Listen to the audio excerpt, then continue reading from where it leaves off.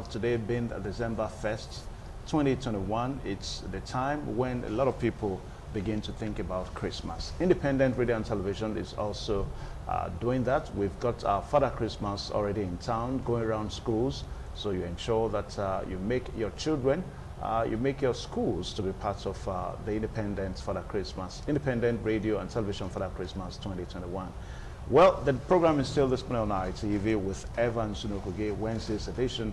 I told you that we're going to be talking about the Electoral Amendment Bill. As we speak now, the bill is before Mr. President. And it was sent to Mr. President on the night of this month of November, and it's supposed to last another 30 days. So if you put that together, the bill has about 19 more days to stay with Mr. President. And if after the remaining 19 days, if it's not passed into law, then of course the National Assembly may have to recall that bill, and they begin to process, see how they can put the bill into two-thirds majority vote. And once it gets two-thirds majority vote, then of course the bill becomes a law. Well, only yesterday we read that Mr. President has written to the management of INEC seeking their advice on the bill that is before him. And this is generating reactions and counter-reactions already amongst political analysts, because the belief is that a bill has been sent to the president. Then, of course, it is assumed, it is best reasoned that all parties involved may have been consulted before that bill was finally sent to Mr. President. How come Mr. President is now writing to persons or parties ordinarily that are assumed to have considered those bill before it was sent to Mr. President? So all these are the things that we're going to be talking about today on the discussion segment this morning on ITV. So I've got Ambassador Dr. Amos Areluigwe, FCNA, somebody that for quite some time, he has not been with me on this show, but has also been on other programs, on other discussion programs, on program on television. Mr. Amos, you're welcome to this program this morning on ITV. All right, we have Honorable Desmond Ugbo, one-time Vice Chairman of Igor Local Government Council and also one-time Chairman of Igor Local Government Council. Honorable, you're welcome to this program. Thank you very much. Thank you for having me. All right, gentlemen, so as we set the foundation for this discussion this morning, let's get our thoughts, first and foremost, on what is going on between members of the National Assembly, the management of the Independent Electoral Commission. I'll start off with Ogbo. Thank you. You see, this is one of those steps to deepen the democracy, and that the Electoral Act of 2010 has been subjected to several amendments. And that goes to show that as the democracy is getting maturity and events are unfolding, then there is need to evolve a measure, or rather to amend some certain act of the Constitution of the Electoral Act to suit the current reality. And that is what informed the decision of the National Assembly members to look into some gray areas, particularly the areas that concerns diaspora voting, electronics voting, then transmission of results using an electronics device, and some other area, including the mode of carrying out primaries by political parties. I know before the National Assembly members must have come to this conclusion to say, let us do it this way, or let us let the processes of selection begin to accommodate the INEC, the unbiased umpire, by way of ensuring that some certain political bigwigs does not have the monopoly to dictate who becomes a candidate in any of the contestable positions. And I am very sure that majority of those that treated this bill, I'm talking about those in the National Assembly, must have been affected by the previous ways of doing it in one way or the other. And we have also discovered that in most cases, the governors of every state, who automatically, by the respective political party constitution, are the leaders of the party. And because he who owns the yam at the night dictates how and who gets what. So they have the perk of office, the funds to mobilize delegates, which hitherto have been the order of selection. They determine who becomes candidate in any political office, even from the primary, the local government level to even the Senate, and they themselves, because by the time they are in charge, that is why hardly before you see a serving governor losing primaries, excepting there are some other external factors. Yeah. So, and that has become a pattern. How do we now tame this bandwagon effect of allowing governors to dictate who becomes this and that? And perhaps before they become a governor, they were also very loyal to some leaders of the political party. But by the time they become the eventual governor, they now dictate the pace and even try to kill the so-called leaders of the party. So all these are what I am sure that they form the decision of the National Assembly to carry out this surgical operation on the modes of selecting candidate, by way of making sure that every card-carrying members of the political party are made to dictate and determine who becomes the candidate of that political party. Okay. Now, Imosa Relegbe, what do you think is really going on now? Because from the position of the National Assembly and, I mean, from the position of the INEC, it appears that they were not considered. In other words, if you go through some of the publications making around now, the INEC management is saying that the issue of direct voting or indirect voting was never something that the National Assembly told them about. Because before this time, before we got to this stage, we understand that various committees were set up in the National Assembly to consider the content of the bill. And of course, various agencies and parties were met, only for INEC to be surprised now that the issue of direct or indirect primaries is now paramount as it relates to the 2021 Electoral Amendment Bill. So what do you think is going on? What do you think is really going on? Thank you very much, my brother. You see, Nigeria as a whole, though we are saying we are democratic, we are practicing democratic system of government, but to be frank, within you and I, we know we are not practicing pure democracy. This bill, this is something that we ought to know the right thing to do, but we are not doing it. It's easier for us to say it without we doing things in action. Nigerians as a whole, including myself, let me use that, let me not exclude myself. We know how to make good policies. We know how to make good plans. We know how to say this to suit you, the listener. But when it comes to doing it, implementation, we are far from it. Now, why this bill is something that shouldn't have taken time at all. I wonder why they are still amending it again. It started since 2010 till now. We are still on this issue. What is the issue? Allow parties to do their own direct primaries. If you look at it between you and I, the area of imposing candidates on the political party because you are the stalwart should be eradicated.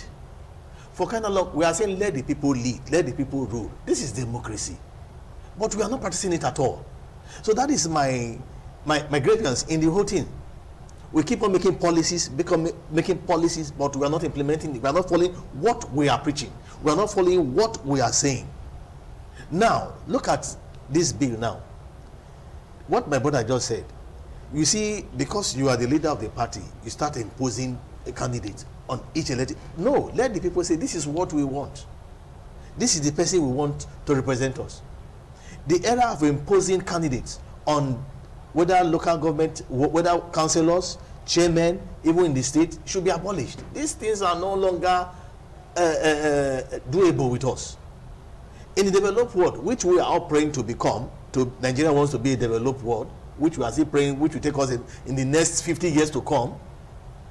If we put ourselves together, do these things right, we'll get there. Now, it takes a good leader to turn the economy of any nation, not within 2 months, within a month. But people are saying it's impossible. It is very possible.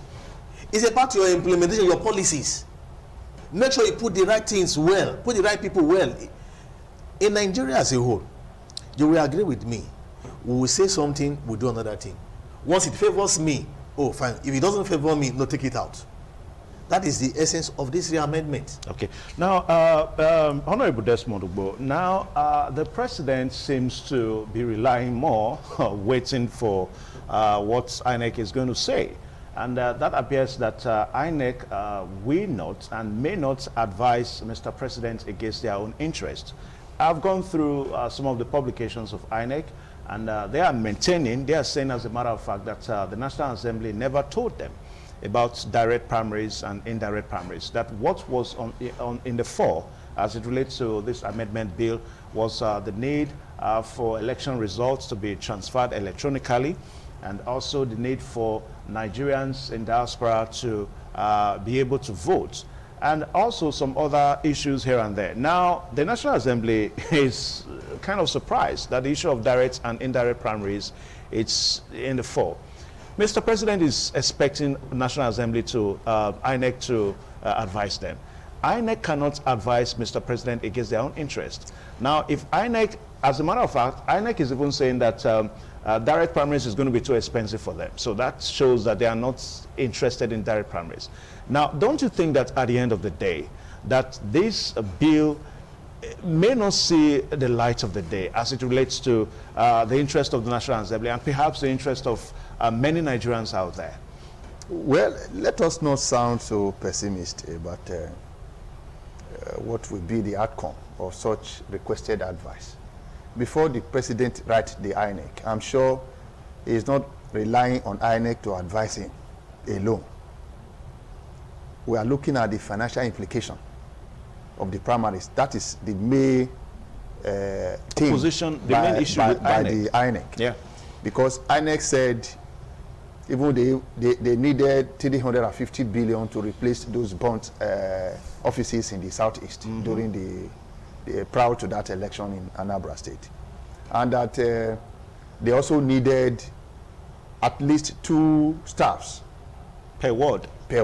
And we have about 8,809 wards in the country, and they needed about 17,600 staff to do that. Ordinarily, you and I know that INEC does not have the numerical strength of staff to conduct election before now, and they have been using ad hoc staff like the use of corpers and the rest of them, which it is not out of play if they are also using INEC, ad hoc staff, yeah, to complement what they have to conduct these primaries of a thing. But one thing that is clear is that it is the National Assembly that make law. It is not INEC. It is not the right of INEC to determine which laws is favorable or convenient for them to implement. The very act that established INEC was made by the National Assembly. So whatever the National Assembly also made by way of amendment to the Electoral Act that established INEC itself, they should be ready to implement. Because the Electoral Act does not give INEC the constitutional right to determine which aspect of the Electoral Act to obey or disobey. So the issue of whether if they don't advise the president against their wish or not will not come to play, because I am sure that apart from writing to INEC, the president must have also written to CBN asking to determine the financial implication of implementing these direct primaries. Otherwise, we have also heard from the special advisor to the president on media telling Nigerians that yes, apart from INEC, they are also consulting with other stakeholders, and one of those major stakeholders might be the CBN and other leaders of the party, and even the Attorney General and the rest of them. Yeah. But to be candid, if you look at the manner at which the National Assembly hurriedly put this bill into place, it will tell you that majority of those in presidency were involved, and it is their making. For some of the governors who are against it, yes, it is very obvious that they are now trying, the system is now trying to take that monopoly from them, that subjugation, that usurpation of people's right. Because when we started a political party, they call you, every members are leaders. Allow the leaders to determine who represent them. But a situation where the governors, or rather, let us not be particular about governors now. There are some other party stewards who perhaps they have one money or the other to dictate the pace within the political structure. They are not determining who represents, who goes there, who don't go there. So for a system like Nigeria, that is evolving, that is, the democracy is deepening on a daily basis, allow the people, all card carry member, to decide. What that we bring to fore is that all the aspirants will have time to interact with party members. Sell your manifesto. This idea of one person emerging, deceiving people, at the end of the day, they throw away their manifesto and begin to do that which comes from their own personal mind.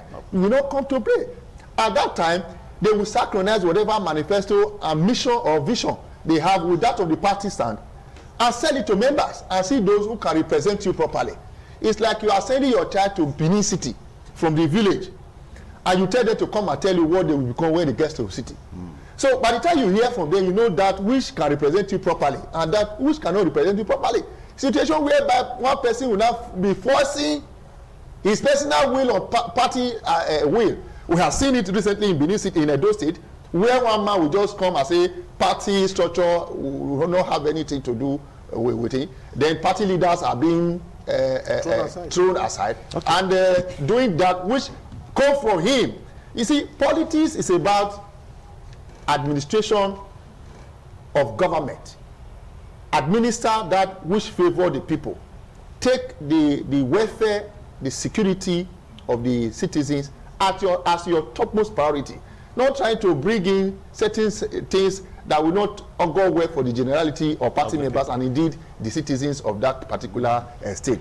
So for me, I am very sure that the president will only want to hear from INEC. And INEC, if the National Assembly felt that the president's amendment is not supportive of their own stand, they have the power, the constitutional power, to recall that bill and use two-thirds to veto it and make it law. Anyway. So INEC cannot say otherwise if that eventually becomes law, except the man at the helm of affair want to resign and allow another person to come in. Okay. All right, viewers out there, the program is still this morning on ITV, on independent television, and we're still looking at the 2021 Electoral Amendments Bill that has been ongoing for quite some time now. I told you that as it stands now, we still have about 19 more days waiting for Mr. President to accede to the bill. Only yesterday, Mr. President had to write to INEC to advise, seeking for their advice so that Mr. President, we know what to do. Amos Arelegbe, there is something that most Nigerians perhaps are kind of finding it very difficult to understand. Because Honorable Desmond Ugbo talked about the governors that seems to be very interested in the indirect primaries, because going by what he's saying and going by what some persons also believe too, that it is through the indirect primaries that the governors actually have hinge over who becomes candidates of political parties and all that. But you and I will also agree that looking at the political parties all across the country, it appears that the governors have they have a handle over the party structure, the leadership of the structure of these parties. So if that is the case, what is this fear that you think that these governors are still nursing? When the governors, they control the party structure in their various states, they can actually say who and who can become a member of of their political party. If at the end of the day we now say that, okay, let's direct primaries be the order of the day. So what do you think is the fear of these governors? Okay, thank you very much. You see, the fear of the unknown is this. You know, when you have there's a saying that goes, if you must come to equity, you must come with clean hands. When you have things under your carpet, you want people to cover your tracks. That is the fear of the unknown. Oh, if I leave, this one will come after me. This one will come. That's why you want people who are loyal to you to always watch your back, cover your track marks, and make sure that, yes, there's continuity in disguise.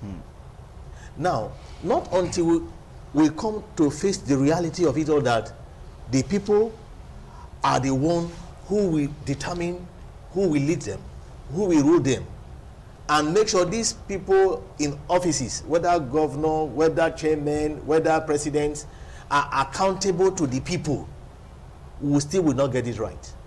Until the leaders know that, yes, that they are accountable to the common man. That is, when I leave office, oh, this is who I'm going to face. I will come back with my hands again clean. That is why they are always making sure, oh, for example, now, I'm the governor now. My brother is loyal to me. I see him, oh, you can follow my footsteps, and you are not loyal to me. Maybe you have what it takes to even do better things than I did. The vessel will say, this one, is not no, loyal. he will bring my dirty linen out. So therefore, I'm giving it to him. I will tell you, see, when you get there, when I leave, this is what you will do, this is what you will do, this is what you will not do. Maybe there are some gray areas that I didn't touch. I said, don't touch it, don't just go there. Just let it be like that. You know, this is, you know. So this is what we are facing. Until the leaders, whoever is in public office, are accountable to the people, we will not get it right. Okay. Now, Honorable Desmond, let me lend your voice to what we are looking at, the fear of these governors, because it is almost a white lie everywhere that these governors, they have a handle on their various political parties across various states in the country. So what is their fear? Their fear is that they will lose grip of the political structure. Even with a handle that they have on the party structures? You are in charge of the political structure. Who are those structures that you are in charge of? And those are the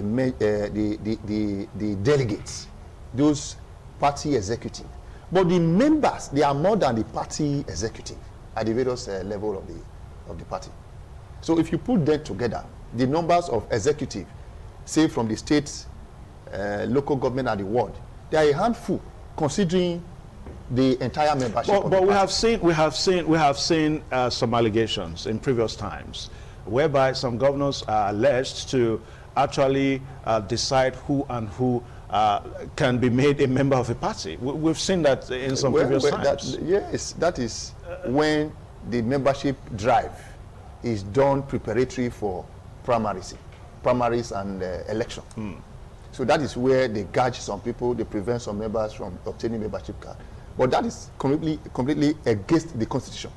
You have the right to belong to any political party.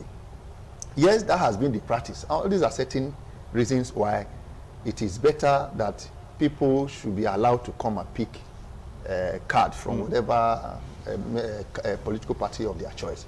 But the truth is that if the party is using delegates to determine who represents the party, it is absolutely going to be the governor that will be cutting the short. What about if the parties are using membership, members of political parties? Yes, that is where the people will not be in charge. They will revolt against the governor, because whatever the governor is feeding the party executive with will not be enough to trigger to the members. So that is where the people, you know, let me tell you, an average political appointee or elected officer, if you are in the midst of 100 people, 70 people will be your enemy. Because what you are giving out will not take care of everybody. So there will be that likelihood that people will be saying, yes, it is we that made him, oh, look at the way he's looking at us. It doesn't even allow us to go to his house and all that. There will be that complaint. The only way that the people can revolt against such a person is using the instrumentality of their membership card to determine who they know best. So, but allowing the governor to cut the short, it will be amounting to a kind of enslaving the entire members of the party. So, and they will continue to perpetuate themselves in power in disguise, whether they are in office or outside the office. So that is the reason why the governors now see they envisage the implication of using primaries, they would have been using the direct primaries. Yes, using the direct primaries to conduct a election for political party. They know that once that one is done, then they are no longer going to be in charge. So the power will now go to the people. Allow the power to go to the people. So in advanced climb, you see that party aspirants woo political party members by way of selling their manifesto, allowing them to decide who represent them. So a situation whereby the governor will ask you to bring political appointees for the sake of one particular person is trying to send to a political position.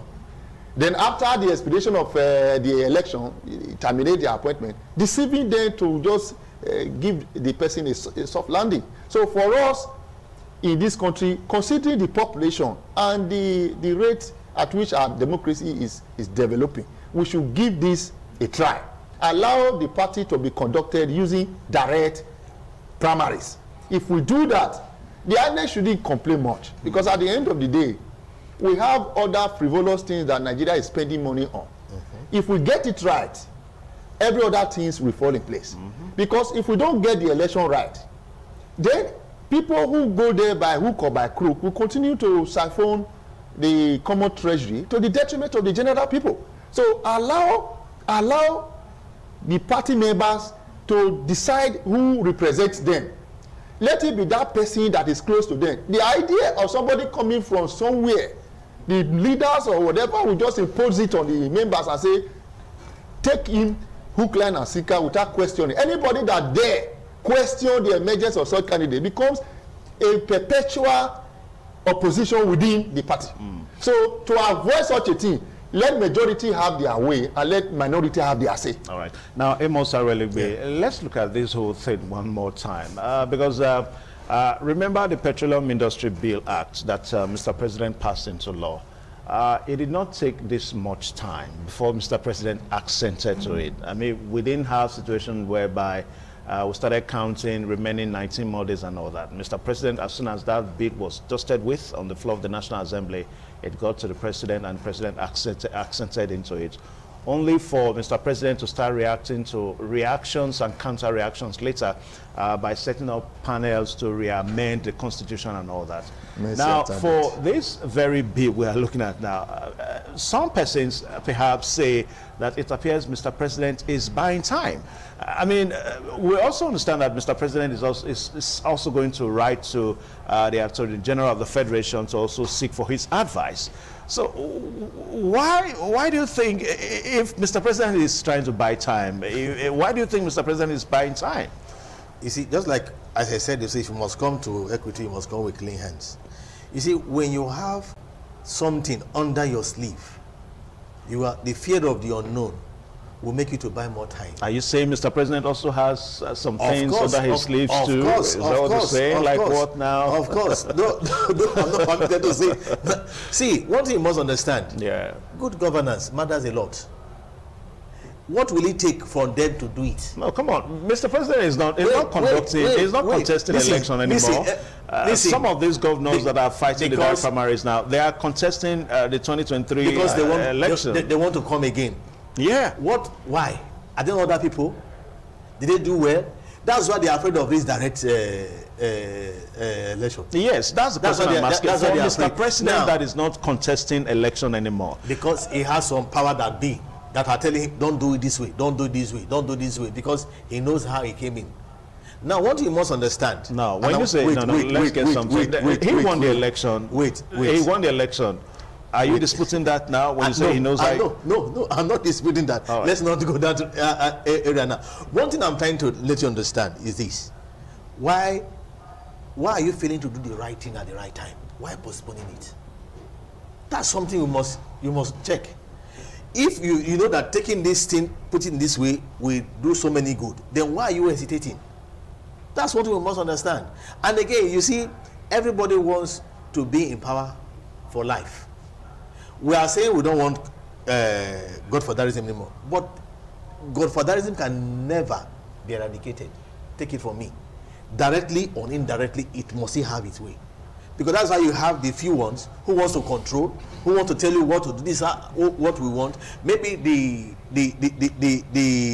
party members will say, okay, we want this man to go for us, but just because he did not come and settle me as one of the party stewards, then you have come to pay homage to me and say, oh, you are a loyal servant, you are a loyal this thing. The next thing I said, look, we've decided this man that will go.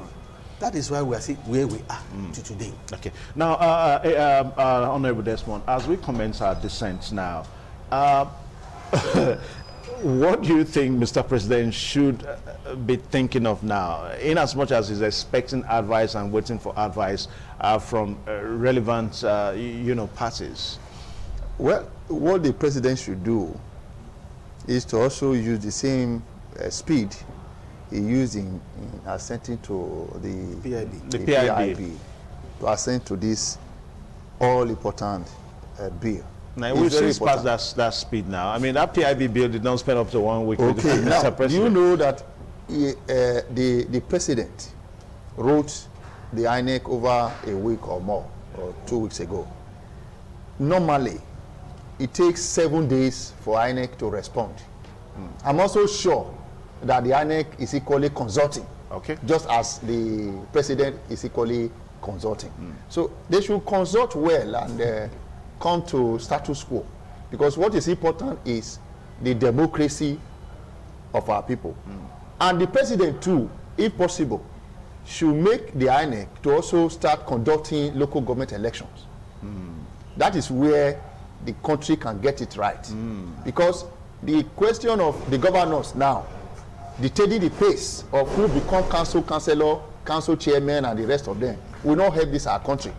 They should also go further to amend and make and give local government autonomy. Yeah. Because with these tiers of government, if they are operating independently, financially and otherwise, I'm sure Nigeria will continue to work stronger. Because if the president want to play games by buying time, by way of writing to INEC, also soliciting for counsel from other stakeholders, it will not help if at the end of the day they alter or distort that particular bill. Because what is important is that allow party members to take part in the selection process of the candidate. Once that one is done, everybody will feel belong. Every party member will feel belong. And that democracy will work stronger than ever that you can imagine. Because what is important now is that we don't want the governors to continue to dictate who becomes this or that in a political, because the same manner they were made to be should also be allowed for others to climb to whatever pinnacle they aspire to acquire in that political party. Now, Amos, I foresee a situation whereby Mr. President may have to send back this bill to the National Assembly. Honorable Desmond just talked about a very salient issue that we've not talked about here. The position of the SIEC, that's the State Independent Electoral Body across various states now. Because right now, we seem to be talking more on INEC. You know, the bill did not in any way refer to the SIEC. And the SIEC, whether I like it or not, they are an integral part of our electoral system. So are we now saying that at the end of the day, if this bill is passed into law, if the bill says that, okay, let's be having direct primaries, that INEC will now be conducting direct primaries as it relates to local government elections and all that? Is that what we're saying? Amos Arole. Yeah, you see, it is believed that the State Electoral Commission is being controlled. I'm not saying it has been established. Let me say it has been alleged that the State Electoral Body is always hijacked by the governor. By the state governors? Yes. I don't want, because I've not gotten that fact. Because they believe that's what... It's an allegation. It's an allegation. Yeah. You see, because they believe the governor controls the states, the SEC, and also the local government. Just like what he said, not until we are truly independent, everybody has their part to play. We will not get it right. We will still be going round and round and round and round in this country. Until let the people's voices be heard. Let them know, yes, I am important in my party. Let them know my voice or my vote matters a lot. it's so unfortunate that people no longer have confidence in our electoral system. They'll tell you, no need for me to go out to vote. We already know the winner. They know how to manipulate things, not giving credibility to our electoral system. So not until we allow the people rule what they want, let it be given to them, will not get it right. Okay. Now, Honorable Desmond, do you think that this bill now, is it wholesome enough to really contain some of the electoral issues that we are looking at in this country? Because just like what you rightly said, the bill does not talk about the SIEC. It only talks about INEC. Now, if this bill goes into law, it becomes a law. What about the state elections, the local government elections? You know, what are we looking at? Firstly, we must start from somewhere. Let that become a law first. I'm sure we'll get there some days. You see, the idea of recalling recalling a representative, which is enshrined in the Constitution, so should also be made known in the party constitution, that once you are elected using direct primaries to represent a political party, if at all they are not recalling you totally, there should be a proviso where you should a vote of no confidence will be passed on you if you are not representing well. That will make the man to sit tight. I am sure there are so many gray areas they needed to have put in place, especially that of the SIEC or the SIEC, the State Electoral Commission. Commissions, yeah. They should make sure that SIEC is also being abrogated.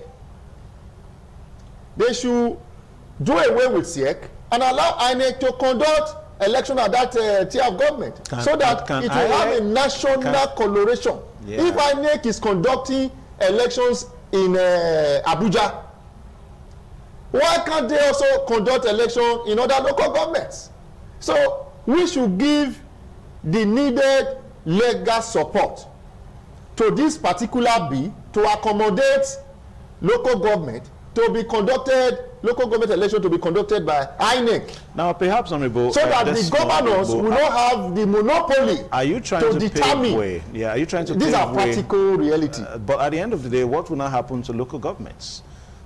Allow local government. We'll now have the federal government and the state government. What about the local governments? That is the reason why I said the local government should be accommodated in the conduct of election by INEC, because at the end of the day, they should go further to remove the existence of JAC from the Constitution, Joint Allocation Account, in order to give local government complete autonomy, complete financial autonomy.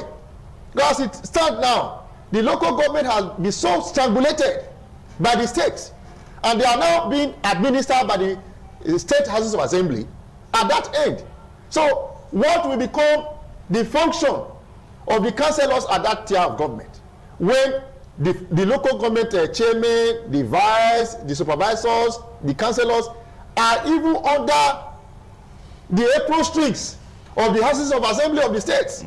So what become of that? Because we have 3 tiers of government, the federal, the state. They should enhance the financial status of that local government and also make sure that they have complete independence so that development can come to the people at the grassroots. A situation that is currently being practiced where allocation will be sent to state through a joint allocation account, where the state government will sit comfortable and determine what goes to the local government, inviting all the local government chairman to a meeting and telling them what they take home. They don't even question, because he who paid the piper they take the tone. So at that end, they don't have words of their own, they don't have actions of their own. How many local government chairmen have you seen challenging governors of taking much from their coffers? Nothing.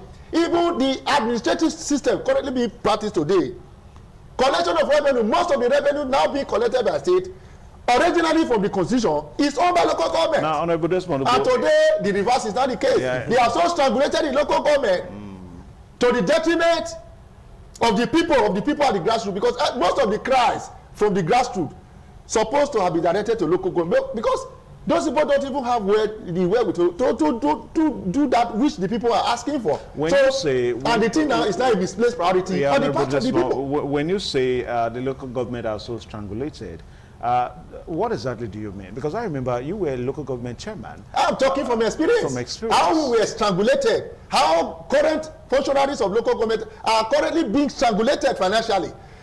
Before you do anything, are you aware that you must write to the governor or the House of Assembly to approve some certain threshold of project that you want to carry out in your local government before they can? What is now the function of local government service commission or local government and chieftaincy affairs ministry? Recall that during IBB time, that ministry was expunged. Yeah, what is the function of local government chieftaincy ministry? They are there. We're talking about infrastructural developments here. Okay, what would have been the function of Ministry of Local Government if the local government is a tier of government of itself? How come from that ministry they are now teleguiding, supervising and directing the local government? The local government. Is that not an aberration? When I say strangulate, they have been tied to the apron strings of all these various agencies, houses of assembly, ministry of a local government, and chieftaincy affairs. Even the contract from a local government, if you don't pass through the local government ministry for approval, or the service commission, or the houses of assembly, you'll be on your own. But so in your time, did you make reactions, and did you make reactions to all these anomalies that we're looking at? Like I said, yeah, I said he who paid the piper dictate the tune. Yeah, and that when you are there, recall that those who dare even change their political lineage within the party, who are perceived non-loyalists of the governors, you saw the thing that befall them. So if you say their measure that you are not satisfied with what is happening now, the next minute you hear your radio, your name on radio television. So that was the situation. What makes it possible for a governor or House of Assembly to remove a city council chairman that has been elected, voted for by the people, the same way the governor was voted in? So that would have been the exclusive right and legislative powers of the legislative arm to so remove the person if they found him wanting. But the way it is being currently practiced in this country is that once you dare say, I could recall when we were invited to a meeting by the governor then, it was about Uselu Market. I query the contractor there. How come you are building a substandard structure? It was the people, the market women that cried to me, that look at the way, even the stores were so small, that it defies the MOU entered into between the council and the contractor. I demanded for the MOU. When I went through, I discovered that the man was doing a different thing entirely. Anyway, that government is not here now. I find myself in government. Yeah, Desmond, the government you are talking about now, they don't have their representative here to also give their own side of the story. I'm telling you, just try to draw inference from what happened and how it is being done and what they are passing through. Okay. There. Now, we still have some time here, maybe another 5 minutes. So I'll just let out a number out, 070 080, I beg your pardon, 08024645409.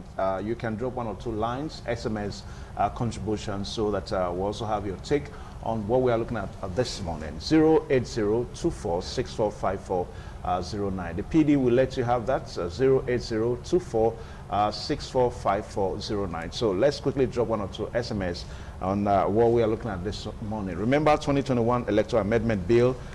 President Muhammad Buhari seeks advice from INEC. That's our focus this morning. Now, Amos Arelegbe, as we take our final lap now on this show, what exactly, how exactly should we go around and so that all these electoral issues we've been talking about here, we can actually be free from them as a nation?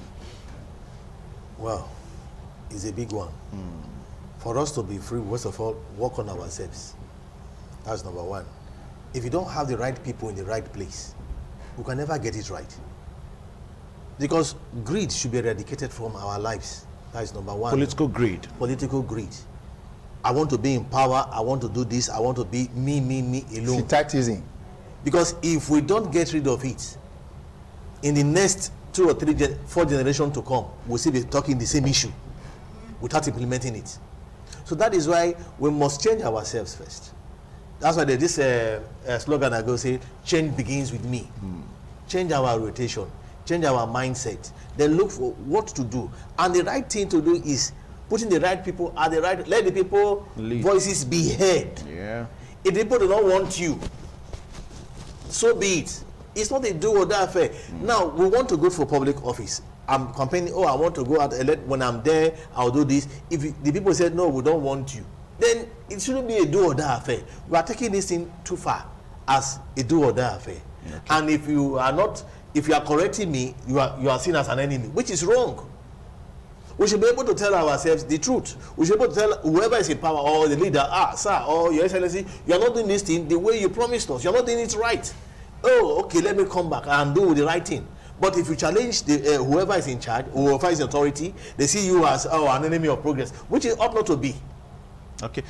Okay. Yeah. That's more 30 seconds quickly. Well, I think my advice is for the president to do according to what the National Assembly have done, because Femi Gbajabiamila made it very clear that they've met with the president and they've met with the party leaders, and the president is going to assent to that bill.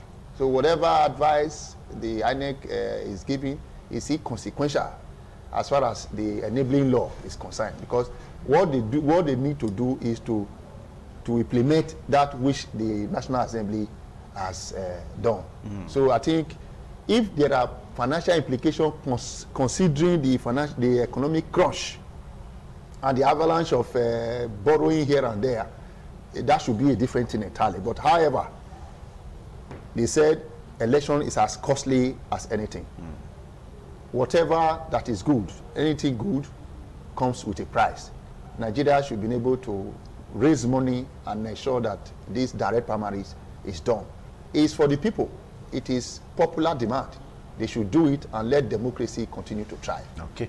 All right. So a very big thank you for the discussion segment today, and also a very big thank you to our crew members. Our discussion here, days are counting already. We've got about 18 more days to go. So at the expiration of 18 days, if Mr. President does not assent to the bill before him, then of course the National Assembly will have to recall the bill and pass it into law by 2/3 majority. That's what the Constitution says. And once it is passed into law by 2/3 majority, directly it becomes a law. It becomes a law that is binding on every Nigerian. And it becomes a law that is binding on our electoral system. So we'll keep our fingers, gentlemen, we keep counting the 18 days more remaining and see what happens before then. A very big thank you, Amos Areligbe, for finding time. God bless you. And also Honorable Desmond, thank you, for my finding brother. time to Thank come you on the program today. The program is still here this morning on ITV, and sincere apology that the news update at 9:30 couldn't come your way, but the rest of the program goes on now. Please stay tuned.